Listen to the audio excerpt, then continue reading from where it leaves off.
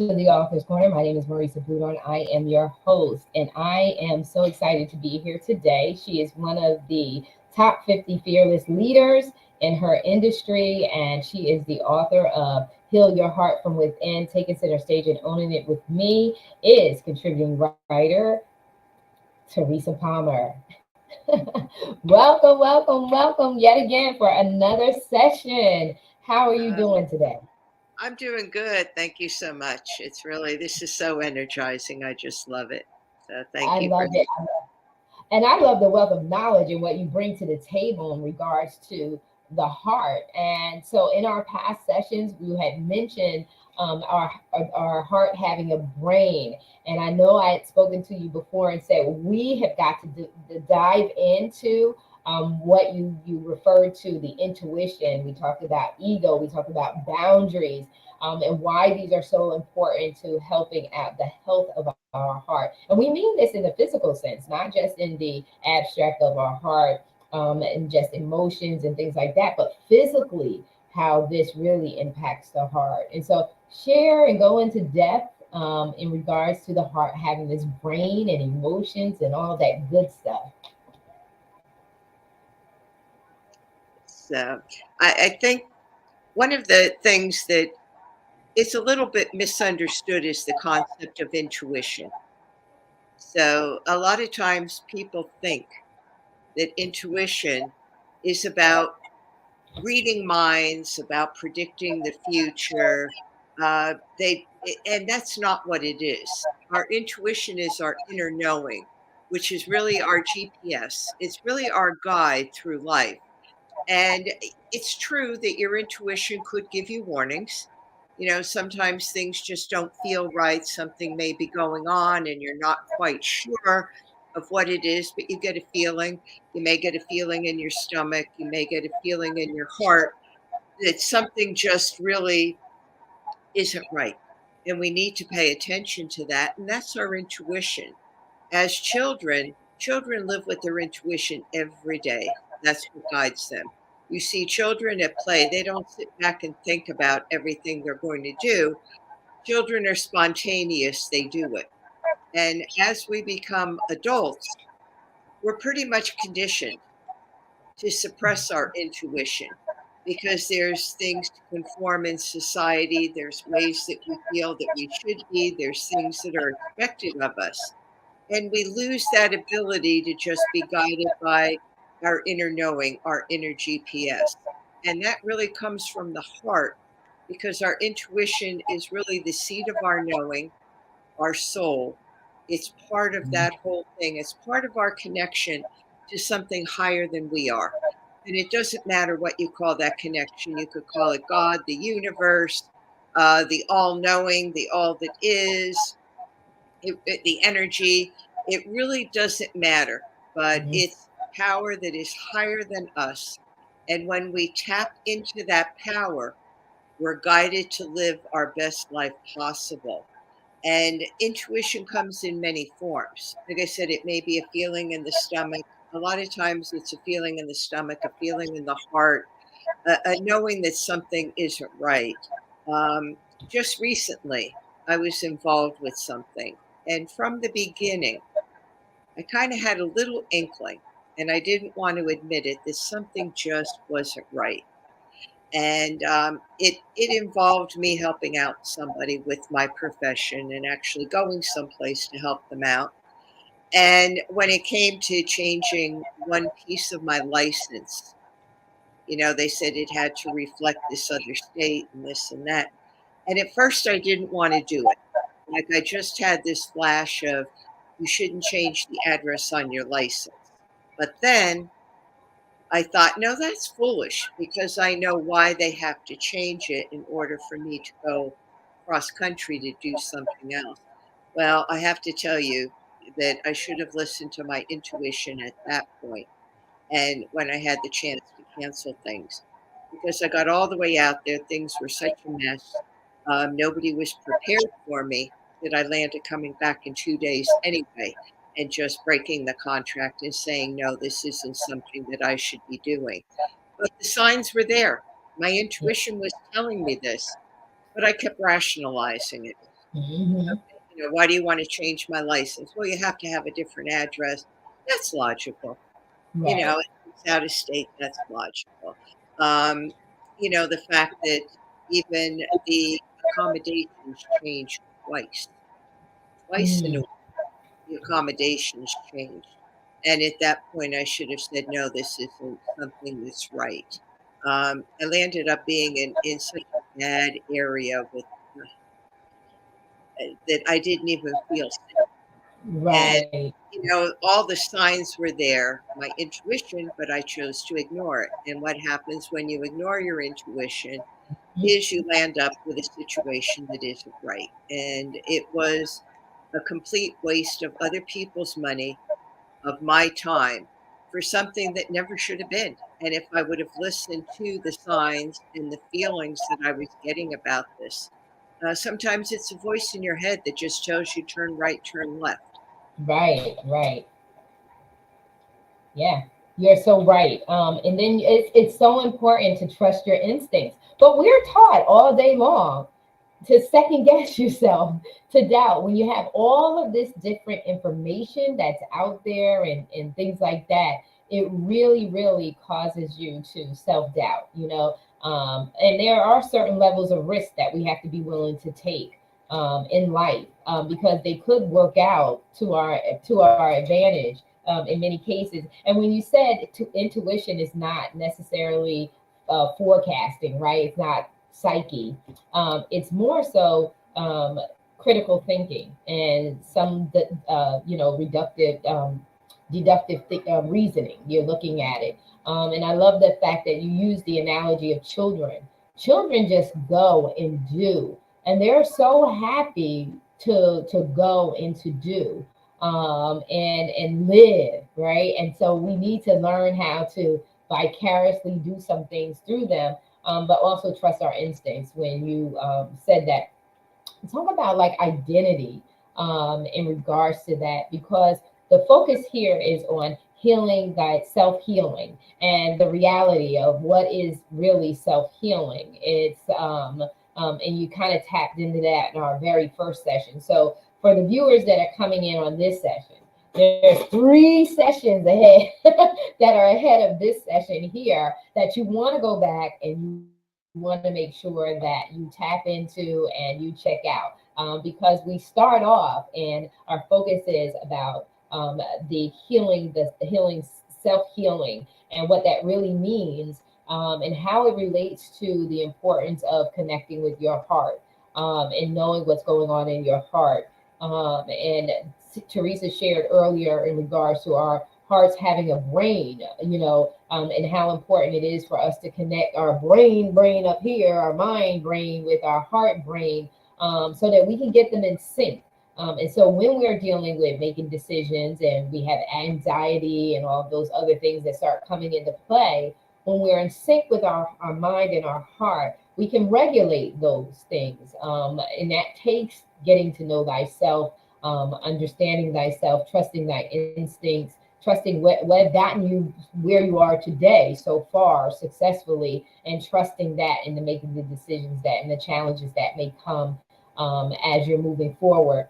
And so share with us a little bit more, taking us back to the beginning about self healing, and what differentiates what you talk about in your book, with what's really going on out here, and the controversy behind it all. Yeah, self-healing is really just getting your body back into balance. And as I said in the first episode, I used something like diabetes as an example, that's a process that occurs over a period of time. When our body's out of balance, a lot of it is due to stress, and that may be stress that we realize or stress that we don't realize. A lot of times we think that we're just supposed to be everything, do everything for everybody, and that's not really the case. Um, so our body gets out of balance. And if we don't listen to our intuition, and you will get signs, you will Mhm. get signs, little things, even little things that happen, little synchronicities that tell you that something's going on. And when it reaches the point that you just ignore it, that's when it comes into a physical illness. So if you could get your body back into balance by using your intuition, by developing it through connecting to your heart and looking for those little signs, looking for the things that occur. How are you feeling about something? Does it feel good? Your intuition always feels good, and Mhm. intuition leads to self healing.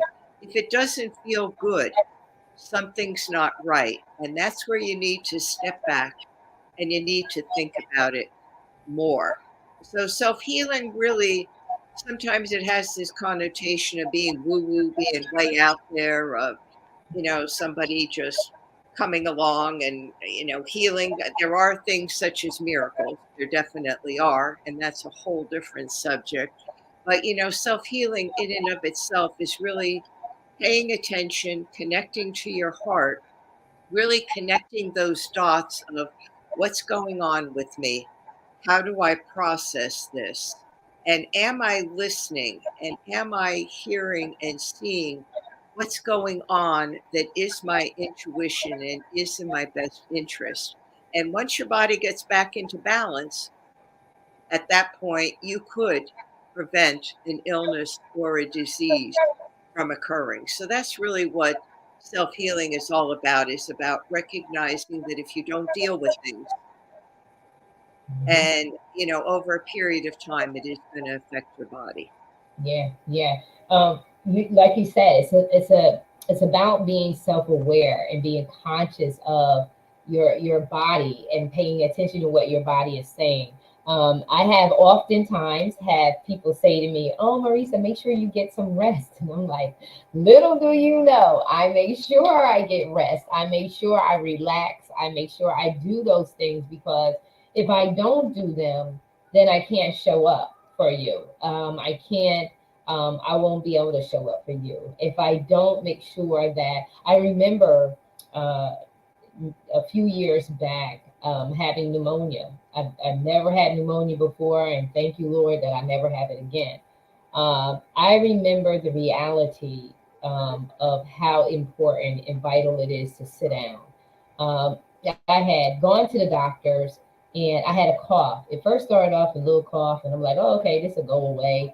You take the what is it, the emergency. You take all of those airborne, and you do all of that drinking orange juice, and all that stuff, and you're like, yeah, it should snap back, right? And so I just kept going, doing what I was doing. In fact, it's funny because it had actually probably was about 7 years ago that I had the pneumonia. I had, as we were talking, it posted up that I was the area director for Toastmasters C34 area director, and it was during that time when I was getting my distinguished status that I ended up with pneumonia. So I went into the emergency room with a cough that I had for a couple of weeks at that point. And they sent me home. They said, "Oh, you're going to just have to ride out this cough because we can't cure a cough. It's just got to ride itself out." And so a couple more weeks go by, and now I'm at the point where my chest is so sore, and to cough is so painful, and I'm exhausted from the coughing. And so I finally go back into the ER, and I tell them the coughing again, and they take me to the back room and the waiting room in the back, and the doctor comes in and she says, "Oh, you're gonna have to wait. It's gonna. How long have you been coughing?" And I think at this point it's been almost 2 months of me coughing. And she says, "Well, you're gonna have to wait it out." And I looked at her and said, "I'm not waiting anything out. They told me in the front that you'd take a CT or whatever." I said, "I'm not leaving here until that's done. There is something wrong here." And I am so exhausted from the coughing and I'm exhausted. And so she, I had a few words with this particular nurse. And in fact, she was the head nurse or the head physician. She's the head physician on the floor, for the ER for that shift. And so I said, "Well, you get somebody else in here to talk to me because I don't care. You're going to do something for me, and you're going to do something for me today. Well, guess what? They did the X-ray and they saw the infiltration. My lung was breached, and she says you have pneumonia. And I said, and just imagine if I didn't what trust my instincts, if I did not recognize my body, I could have been sent home yet again. And I'm going to tell you how dangerous this was. Is when I walked home. I walked home. I got out to my car. The battery was dead. So I didn't live far from the emergency room, thank God. And I felt like, okay, I can just walk home. Well, it had snowed, but that was fine. I'm adventurous. Well, when I got to the last stretch of the journey home, I went to breathe in, and I could only sip the air. And I don't know if you've ever experienced that, where you could not take a deep breath. I could only sip the air. That was a reality check for me. I never been in a situation where I can't control that. Like there's no mind, whatever thing. And it told me when I got into the house, it said, you're going to sit down. You're not doing anything. You're not doing it. You're going to sit down. You're not moving. You're not doing this. You're not doing it. You're going to sit down. And that was a lesson learned for me to not. And I was home from work for 3 months before returning back to my job for 3 months. And I kid you not, talk about self compassion. I was compassionate on myself. I said, girl, you going to sit here and you ain't doing, because I've heard too many people passing away from walking pneumonia. And Yeah. I said, I will not be that one. And I sat down and I learned that day to listen to what my body was telling me. And my body was telling me to rest. I had been going very, very hard. And my body was saying, enough is enough. You need to sit still. And we need to do that. It's critically important for us. And then that also, too. So when you think about the backdrop of that, so most of the time we got to go to work because we got to make the money. We got to do this. We're always thinking about if we don't show up, how many things are going to fall apart or how many people are going to be disappointed.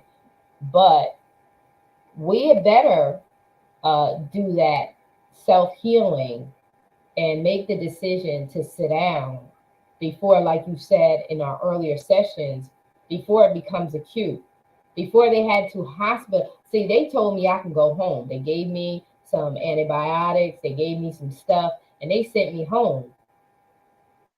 They could have been admitting me had it been worse. And Right. so we have to really, really trust. We have to trust our intuition, and our heart is telling us, because that's another thing. There's a strain on the heart when you're in that position, because I felt that. I could feel my heart, and I can actually, I was able to feel where the infiltration was at. That's Yeah. how, if you're paying attention to it, you know exactly where what happened. I know where it is. I know when a mosquito bites me. I know exactly where it is. I feel it when they do it. And when you're in tune, you do. And the more sensitive you are to that, the more alert. Am I right or am I wrong? That you become. Yeah. You're absolutely right. I mean, we we know what goes on in our body, and we're also told to dismiss that, to not trust ourselves, because we go to the so-called experts. Even like myself, I practice holistic cardiology. So people will come in, and a lot of times they want you to fix them. They want you to do something, and they know there's something wrong. And then once you tell them, they say, "Oh yeah, I kind of thought that."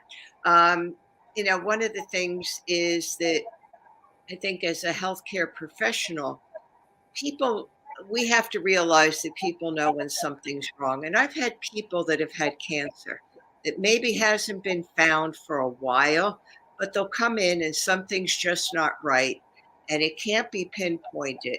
But, you know, they know that something's wrong and they become insistent, just like you were. You need to be insistent and say, I know that there's something going on here. We have to keep digging until we find the answer. And I learned over many years never to dismiss people because people know when something's wrong. They may not know how to really express it, or they may doubt themselves, but we have to use our own intuition. And that's what you did by saying, I'm not leaving here Right. until somebody does something because I know that something's wrong. And that's trusting yourself, trusting your intuition, trusting your body because the body will give you clues. Mhm. For you, it was a cough. Could start out, maybe there's a little fatigue, maybe there's something that goes on that just isn't right. And if we don't acknowledge that and try to find the answer, eventually it's going to escalate. It may take years to escalate.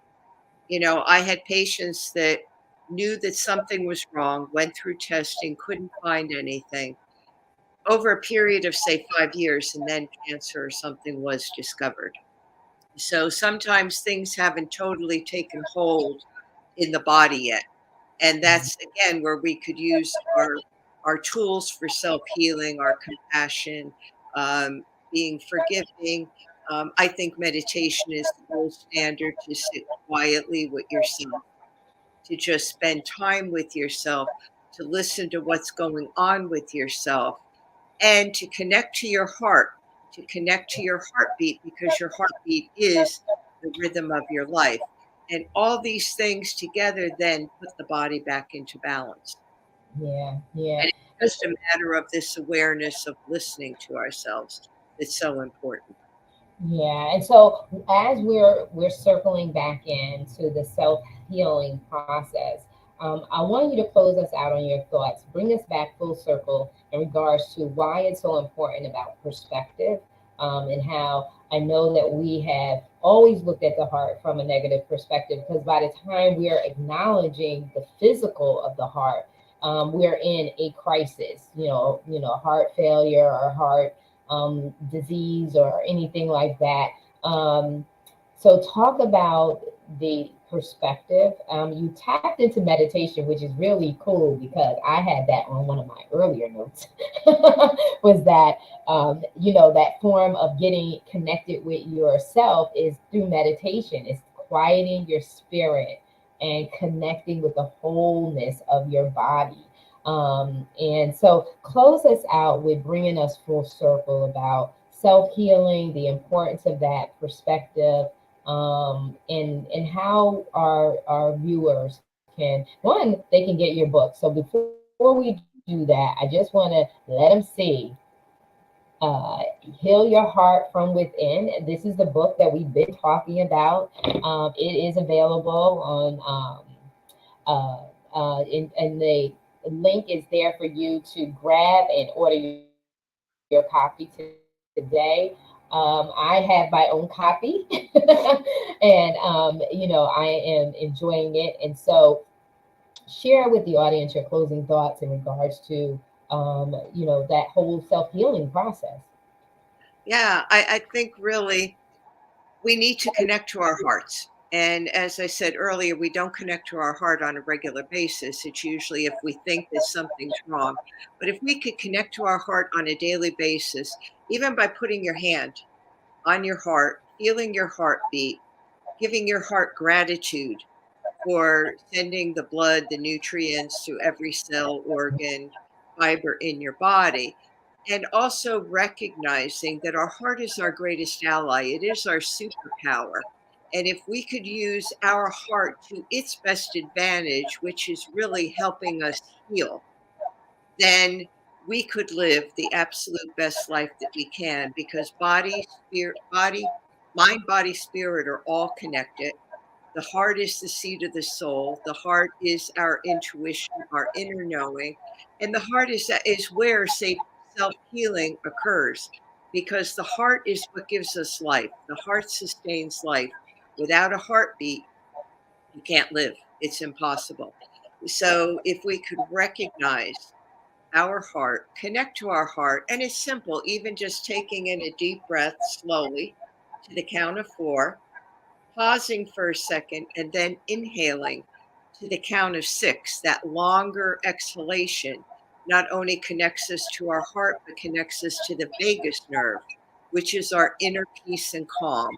And if we could live in a state, I call it living from your heart, with that inner peace and calm, then we could radiate that out to those around us and to the world. And just think of what the world would be if we all connected to our hearts, if we all had compassion, forgiveness, if we all had that inner calm and then brought that out into the world. We would have such a great world. We really would.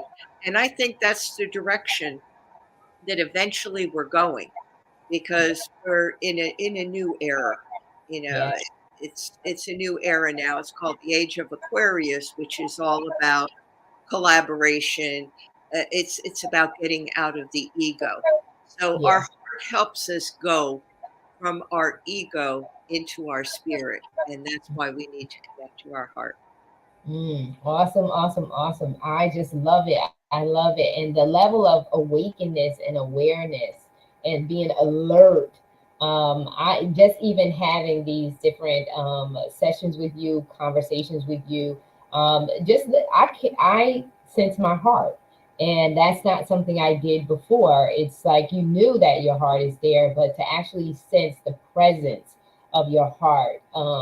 And to be connected to it with a conscious and awakened consciousness of it is a beautiful thing. And so I just want to say thank you so much for these wonderful sessions. And like I said, inside this interview and this session, we talked about how there are 3 previous sessions that you want to make sure that you tap into, because we hit all different areas: the love relationships, showing up for yourself. We even talked about the SWOT analysis. So we talked about a lot. We covered a lot. And we even talked about workplace anxiety and all that different stuff. So we covered a lot. So make sure that you take the time to go back and watch the previous sessions, and also that you purchase the book. You want to have the book. The book will give you more insight into Teresa's approach and her methodology, and how you can begin to heal your heart from within. We thank you so very much for your time. This has been such a pleasure and a treasure,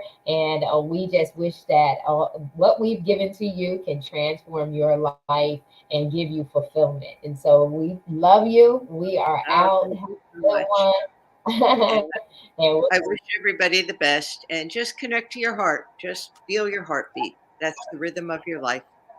woo, I love it. I love it. I love it. I love it. We're out.